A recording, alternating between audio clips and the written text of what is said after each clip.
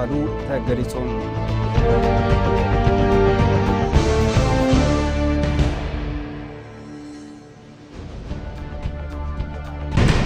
ቤት ጽሕፈት ቀዳማዊት እመቤት ኣብ መዓልቲ ልዕሊ 300,000 ባኒ ምፍራይ ዝኽእል ፋብሪካ በከተማ ኣሶሳ ህኒጹ ንነበርቲ ኣረኪቡ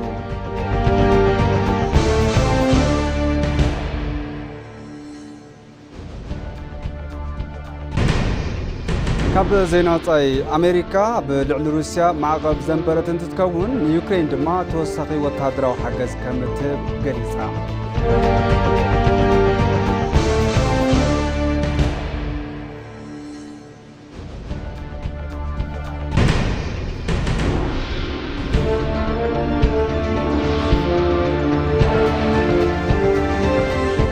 سلام طعنا باللي زغوركم تملكتي كم تلمود ساعتنا أخيلو زيناتات حزنا متينا لنا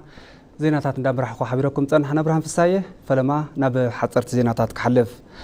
أب زنبرة أو حنت صحي مرها قبل حملة أسر شد شميتين عصرت حمشتن نتشوعات مليون فلسطات كم زت تقلوه قدم المنستر أبي حمد أفليتهم ثم قدم المنستر مزز مرها قبل حملة أسر وفر حنت صحي صعبه زم حلالف وملختي كم صعب قريب اللهم صحي بريقة كساب تعرب 600 مليون فلسطات نخنتكل كلاتنا إثيوبياوين حق إننا نيرنام زحسبنا يو انت عوتنا صحي تعربنا يكوننا نمو عبحانت صحي 615 مليون فلسطات كنتكل كإلنا لنا يلوم هتانات تسفؤهم تخيلهم يوم مناسي صنعاتهم آرئيهم يوم آرقاويان ورسي آمبيرهم يوم إثيوبياوين كابلي كساب دقيق ካብ ገዝኦም ወፂኦም ዘይሃስስ ዓሰር ኣምቢሮም ኣሎም ብምትሕባርና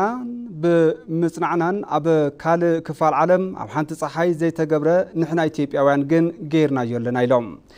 29.1 ሚልዮን ዜጋታት ኣብ 318.4 ሄክታር መሬት ሓበሬታ ጂኦስፓሻል ኣብ ዝተረኸበሎም ቦታታት ፈልስታት ተተኺሎም እዮም ክሳብ ሕዚ ኣብ መኽዘን ሓበሬታ ካብ ዝተመዝገበ ወፃኢ ዝተተኸሉ ፈልስታት ሓበሬታ ብተኸታታሊ ክግለጽ እዩ ብዛዕባ ዘደምም ሕብረትን ጽንዓትን ኢትዮጵያውያን እንሆ ምስጋና ንትልማዓወትና መሰጋገሪ ሓበሬታን ክትትልን ብምዃን ብትግሃት ሰራሕኩም ኣመራርሓታት ሰሙያን ትካላት ሚድያን ምስጋና ይግበአኩም ናይ ትምኒ ተግባርና ኩሉ ዝሐሸት ኢትዮጵያ ብሕብረት ሓኒጽካ ምጽናሕ እዩ እዚ ድማ ክንቅጽለሉ ኢና ክብሉ ኣተሓሳሲቦም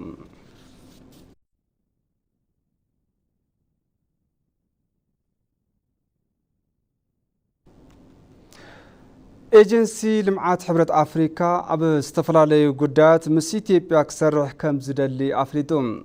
ሚኒስትር ጉዳያት ወፃኢ ኣምባሳደር ታዬ አጽቀሥላሴ ምስ ዋና ፈጻሚ ስራሕ ኤጀንሲ ልምዓት ሕብረት ኣፍሪካን ምሕዝነት ልምዓት ኣፍሪካን ናርዶስ በቀለ ኣብ ዝገበሩ ወዘተ ኣብ መንጎ ኢትዮጵያ ነቲ ኤጀንሲን ዝህልው ዓውድታት ምትሕባር ትኹረት ገይሮም ኣብቲ እዋን ድማ መርሃ ግብሪ ኣጀንዳ 2063 ንምዕዋት እቲ ኤጀንሲ ምስ ኣባል ሃገራት ሕብረት ቀጻሊ ብዝኾነ ምትሕባር ከም ዝሰርሕ ተን ዋና ፈጻሚት ስራሕ ገሊጸን እየን ኣምባሳደር ታዬ አጽቀሥላሴ ብግድኦም እቲ ኤጀንሲ ንስራሕቲ ልምዓት ሃገራት ኣፍሪካ እናገበሮ ዝርከብ ሓገዝ ብምንኣድ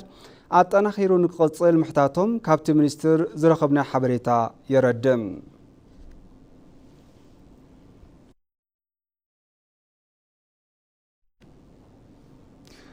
ህንዲ ብዘፈርጥዕና ንኢትዮጵያ ትገብሮ ሓገዝ ኣጠናኺራ ከም እትቕጽል ኣፍሊጣ ሚኒስትር ጥዕና ዶክተር መቅደስ ዳባ ብኣምባሳደር ህንዲ ኣብ ኢትዮጵያ ኣኒል ኩማር ምስ ዝምራሕ ልኡኽ ዘትየን ኣብ ዘተን ክልቲአን ሃገራት ኣብ ዝተፈላለዩ ዓውድታት ዘፈርጥዕና ምስራሕ ዝከኣለሎም ዛዕባታት ኣልዒለን እየን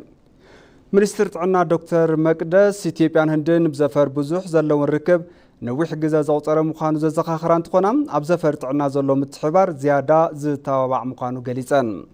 እቲ ምትሕባር ናብ ዝሐሸ ብርኪ ንምብጻሕ ሚኒስትር ቤት ዕዮ ጥዕና ዘለዎ ተበግሶ ዝለዓለ ምዃኑ እውን ኣብርሄን እየን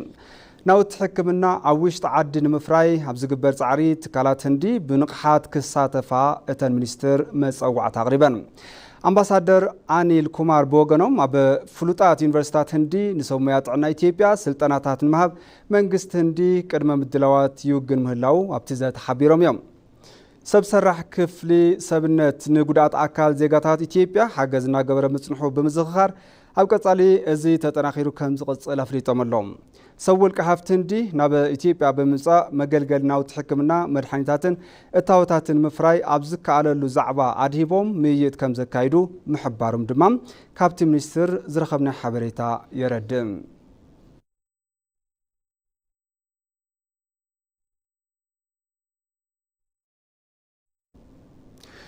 ዩኒቨርሲቲ ፖሊስ ኢትዮጵያ ዘሰልጠኖም ሕጽያት መኮንናት ኣመሪቖም እቲ ዩኒቨርሲቲ ኣብ ኣፖስቶን ሰንደፋን ካምፓሳት ዘምሃሮም ካብ ዋና ሳጅን ናብ ሓጋዚ ኢንስፔክተር ናይ ማዕረግ ሽግግር ዝገበሩን ኣብ መፈለምታ ዙር ብጀማሪ ምርመራ ታክቲካል ገበን ዘምሃሮምን ኦፊሰራት ፖሊስ ምርመራ ገበን እዩ ኣመሪቑ ዘሎም ኮሚሽነር ጀነራል ፖሊስ ፌደራል ኢትዮጵያ ደመላሽ ገብረ ሚካኤል ኣብ ትካላት ጸጥታን ድሕነትን ስራሕቲ ሪፎርም ከም ፖሊስ ኢትዮጵያ ናይ ኣወዳድባ ኣሰራርሓ ልምዓት ሓይሊ ሰብ ኣጠቓቕማን ርክብን ቴክኖሎጂ ዝነበሩ ሕፅረታት ብመጽናዕቲ ብምፍላይ ብመሰረት ዝተሰርሐ ስራሕ ጭቡጥ ለውጢ ከም ዝመጸ ተዛሪቦም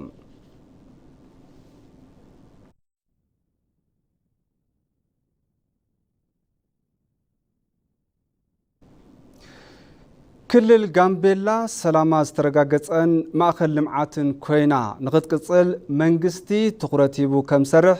ርእሰ ምምሕዳር እታ ክልል ኣለሚቱ እሞድ ገሊጸን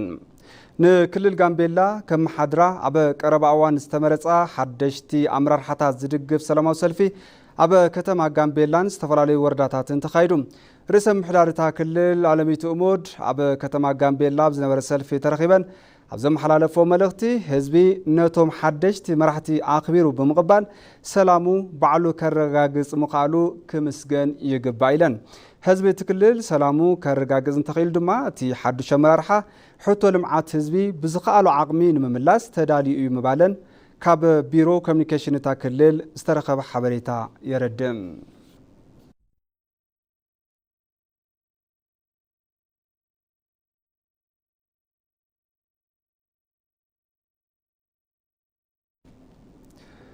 ንህንጸት ሓፈሻዊ ስቴድየም ኣርባ ምንጭ ሰረት እምነ ኩርናዕ ተነቢሩ ሚኒስትር መናእሰይን ስፖርትን ሸዊት ሻንቃም ርእሰ ምምሕዳር ክልል ደቡብ ኢትዮጵያ ጥላሁን ከበደን ዋና መሓዳሪ ዞባ ጋሞ ኣባይነህ ኣበራን እቲ ሰረት እምነ ኩርናዕ ዘንበሩ እዮም ኣማኻሪ መሃንድስ እቲ ህንጸት መልካም ስመኝ ኣብ ዝሃብዎ መብርሂ እቲ ዝህነፅ ስቴድየም ብብርኪ ፌደሬሽን ኩዕሶ እግሪ ኣፍሪካ ዝስራሕ ምዃኑ ዝሓበሩ እንትኸውን ከይዲ እቲ ህንጸት 17,000 ሰብ ናይ መሓዝ ዓቕሚ ዝህልዎን 16 ሜትሮ ንውሓት ቁመት ከም ዝህልዎን ተሓቢሩሎም ኣብቲ ስነ ስርዓት ሚኒስትር ዴኤታ መናእሰይን ስፖርትን ኣምባሳደር መስፍን ቸርነት ፕሬዚዳንት ፌደሬሽን ኩዕሶ እግሪ ኢሳያስ ጅራን ሓዊሱ ተወከልቲ ባይተወከልቲ ህዝብን ጻውዒ ዝተገበረሎም ዕዱማት ኣጋይሽን ዝተረኸቡ እንትኸውን ቀዳማይ ምዕራፍ ከይዲ ህንጸት እቲ ስታድየም ኣብ 6 ወርሒ ከም ዝፍጸም ካብቲ ክልል ዝረኸብናይ ሓበሬታ የረድእ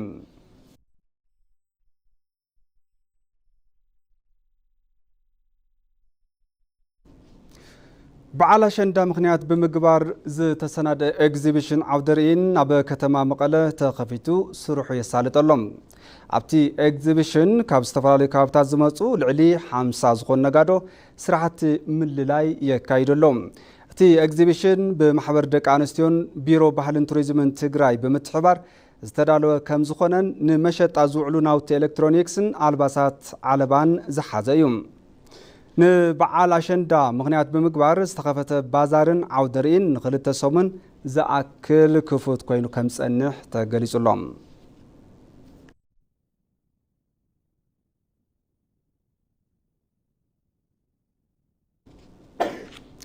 ሕዚ ድማ ናብ ዝርዝር ዜና ክሓልፍ ቤት ጽሕፈት ቀዳማዊት እመቤት ዝናሽ ታያቸው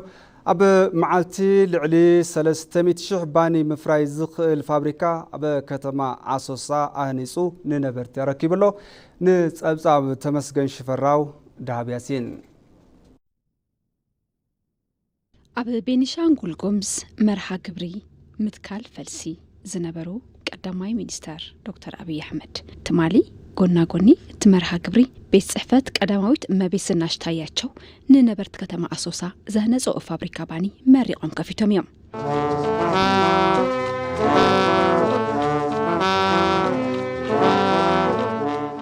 እቲ ፋብሪካ ባኒ ኣብ ኣሶሳ መኽፋቱ ነቲ ክልልን ንነበርቲ ከተማን ልዑል በረኸት እዩ ዝበሉ ርእሰ መምሕዳር ትክልል ኣሻድሊ ሓሰን ቤት ጽሕፈት ቀዳማዊት እመቤት ኣብ ክልል ቤኒሻንጉል ጉሙዝ ብህንጸት ቤት ትምህርቲ ፋብሪካ ሕሩጭን ባንን ንዝሰርሖ ዘሎ ልምዓት ነመስግን ክብሉ ተዛሪቦም። ይህ በክብርት ቀዳማዊት እመቤት ጽሕፈት ቤት የተገነባው እዚ ብክብርቲ ቀዳማዊት እመቤት ቤት ጽሕፈት ዝተሃንጸ ፋብሪካ ሕሩጭን ባንን መርኣያ ሓድነትና ምትሕጋዝናን እዩ።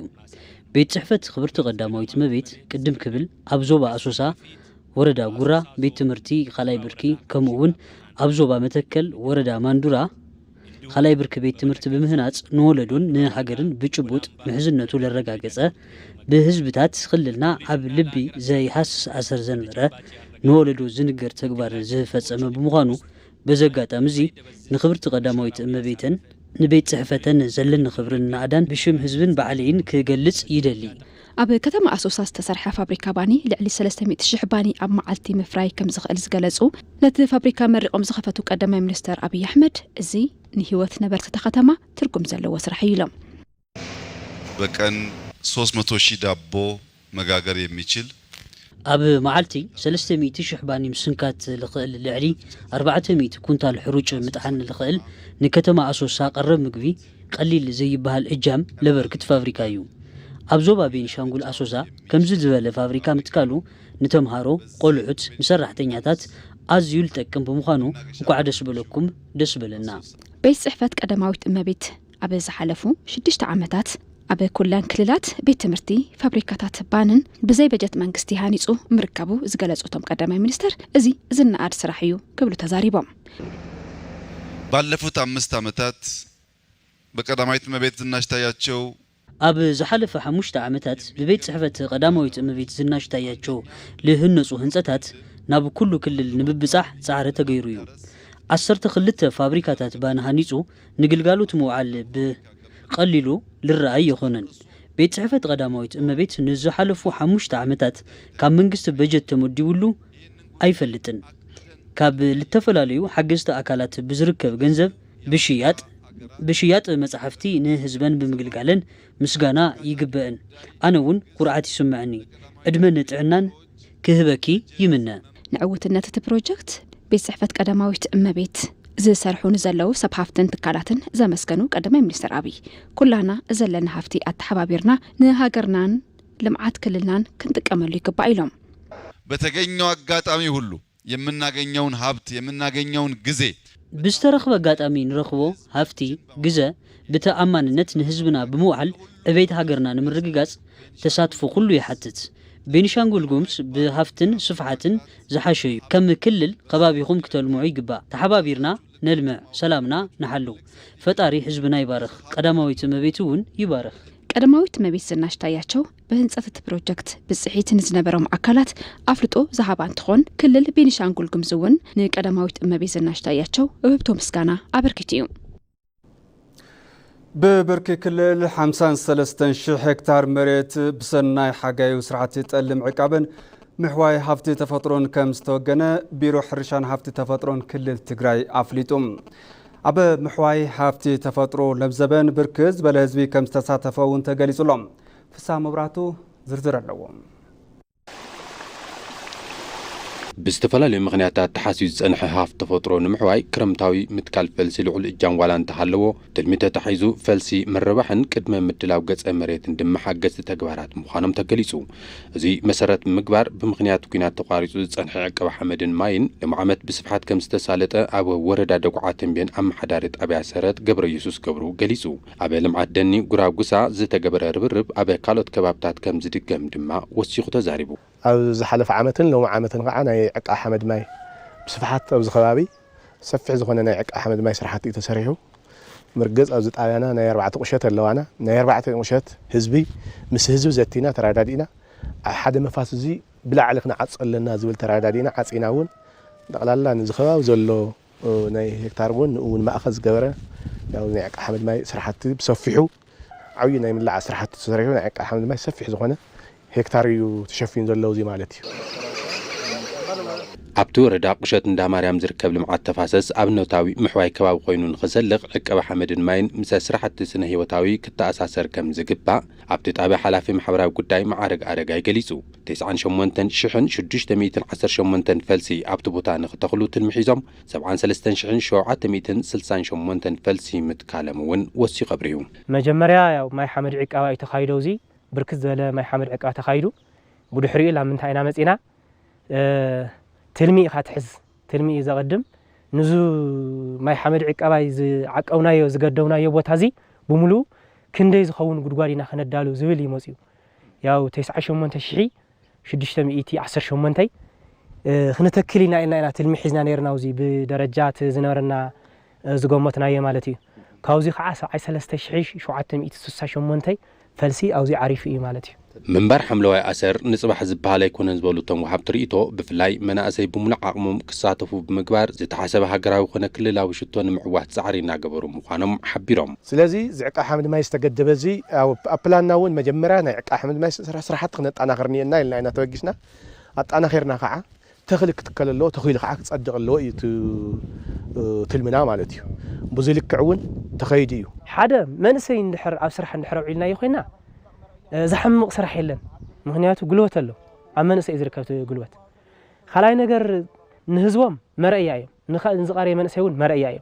ببرك كلل لعلى 53 شح هكتار مريت جناب سناي حقايو أبى سرحت تتألم عقابن محواي هافت تفطرن كم زتوجنا أبى بيرو حرشان هافت تفطرن كلل تجراي دايركتور كوميونيكيشنز وخنو أيته ميكائيل مروز عفليتهم قدميلو أبى حمد مع عقابن مسند فلسن بركت سبال هزب كم زتساعتفون وسيخم قليصم لذي كم كل تجراي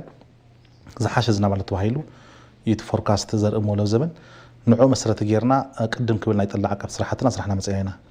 سلازي كافتم ناي مدلام عرفاتنا تموانا نخنقلص كلنا تحاده سفيح زخونه ناي تقلم عقاب صراحتي كسرح تخايلي እዚ ማለት ብናይ ህዝብ ሞቢላይዜሽን ካፍትና عقاب احمد ማይ ንወፍር ጀሚርና አንፈትና ኣብ ጠልም عقابን ናይ እንስሳት መኖ ዓመል ማዓን መሰረት ገራና ሰሪሕና عقاب احمد ማይን ናብ 53000 ሄክታር ዝኣክል ማለት እዩ ኣብ መብዛሕትኦም ካብታ ኮታስ ተሓረስታይ ባዕሉ ገንዘብ እንዳዋፀ ኤክስካቫተራት ተኻርዩ ሃፋትም ሞቢላይዝ ገይሩ بعلو تقول بتحرستايون مس دقو ناي دقو قول بتنحويسو زتفعلوا ناي تقلم عقب صراحتي صراحة لوز جمر ساز نمرة زت حدا بيست براكتس نقول كم لاف زبن كم ناي بعلو تحرستاي توقسو دخلنا ببده حيال تعري سرح من بارو حرز ملخاتنا ناي مالتي ببركة هاجر نزحلف وشديش تعمتات كم حدا عوي بروجكت تحيزو كسالة سنة منبر حملة أسر لو معامد شوعات نتبحم مشت بليون فلسن متكال تلمي تحنسيسو يسرح كم زلو نمفلات تخايلو بعد زينا يقوم تكاتل زلقوم تملكتي حزر ما نبي زينا وتأقسقر أمريكا أبلعلي روسيا معقب زنبرة تتكون نيوكرين دما توسق وتهدرو حجز كمت بقليز ألام بريزيدانت يوكرين فولوديمير زيلنسكين بريزيدانت جو بايدنن بتليفون زغور وزا تسعبو تي وتهدرو دقف كمت تقبر أفليت ألام تي توساقي حدوش دقف 125 مليون دولار واقع زلون تخون صار مسايلن كالوت أصورات كيناتن كم زكاتت بريزيدانت بايدن تزاريبهم بانصارو أمريكا أبلعلي روسيان أبستفراليو كورنعات عالم زركو أستات 400 زخون زيقاتاتن كوبانياتاتن معقب كم زنبرة تفليتام كم منغوتو معقب زتنبرلهم ناي منستر مكلخار روسيا أندري بيلوسوف ولادومن بعالت بيتومن كم زركبوهم الجزيرة صبصي بولهم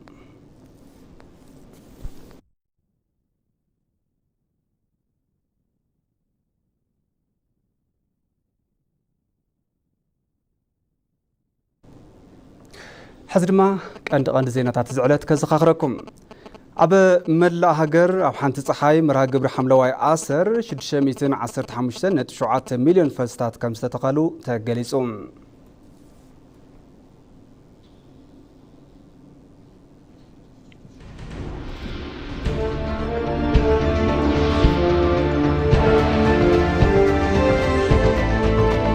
بيت صحفة قرماوي تمبيت أب معالتي لعلي 300 شح باني مفراي زقل فابريكا بكتما أسو صحاني سو نبر تركيبهم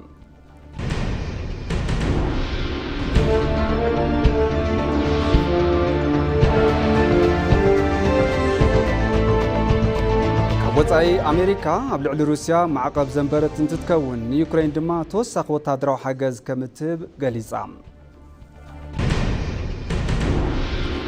ተመልከቲ ነሳዓ ዝሓዝና ዜናታት በዚ ዛዝና ኣለና ስዕሊ ፀብፃ ስፖርትና